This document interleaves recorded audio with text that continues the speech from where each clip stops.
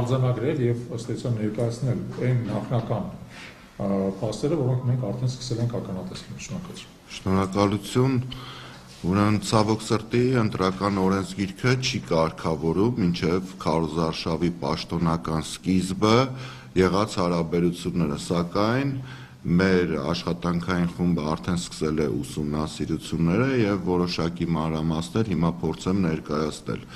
Մասնավորապես այս ընտրություններին կոնկրետ Գյումրիում նախորդ ընտրությունների համեմատ շուրջ 3000 քաղաքացիների թիվը ավելացել է։ Այս պահին մենք մոնիտորինգ ենք անում ընտրելու իրավունք ունեցողների ցուցակները, արդյունքների մասին մի փոքր ավելի ուշ մենք ձեզ կներկայացնենք ինչպիսի չարաշահումներ գոյություն ունեն, իսկ դրանք առկա են, բայց վերջնական արդյունքները նոր կներկայացնենք։ Ունենք դեպք, երբ որ կուսակցություններից մեկի ղեկավարը կիրակի օրը օգտվելով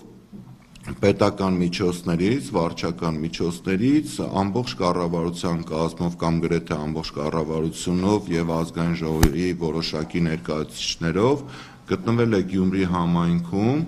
ըստ էության իրականացրել է քարոզարշավ եւ ոչ միայն խախտելով ընտրական օրենսգրքի որոշակի սկզբունքներ, նաեւ սուտ խոստումներ է տվել ընտրողներին, մասնավորապես այն միտքը, որ արտահայտում էր, որ 300-ից 350 միլիոն դոլարի վերադարձ կլինի այս ընտրությունների արդյունքներում,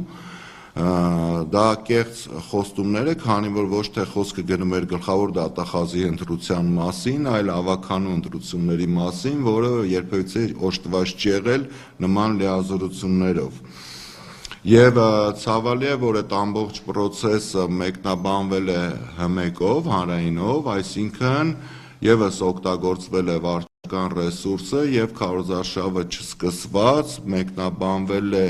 ամբողջ process-ը իօքուտ թեկնածուներից մեկի, որը մեր կարծիքով առնվազն ռիսկ է պարունակում եւ հետագայում մեր ամփոփիչ եզրակացության մեջ ներառված կլինի անպայման։